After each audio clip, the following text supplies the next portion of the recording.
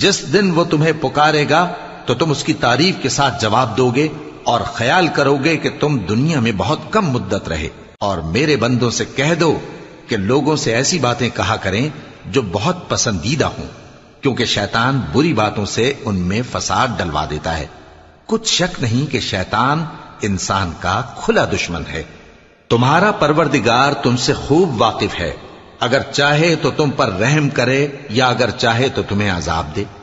اور ہم نے تم کو ان پر داروغہ بنا کر نہیں بھیجا، اور جو لوگ آسمانوں اور زمین میں ہیں تمہارا پروردگار ان سے خوب واقف ہے. اور ہم نے بعض پیغمبروں کو بعض پر فضیلت بخشی اور داؤد کو زبور عنایت کی. کہو کہ مشرکو، جن لوگوں کی نسبت تمہیں معبود ہونے کا گمان ہے ان کو بلا دیکھو، وہ تم سے تکلیف کے دور کرنے یا اس کے بدل دینے کا کچھ بھی اختیار نہیں رکھتے.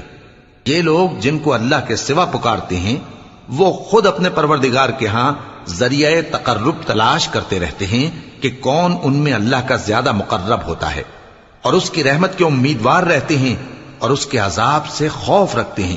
بے شک تمہارے پروردگار کا عذاب ڈرنے کی چیز ہے.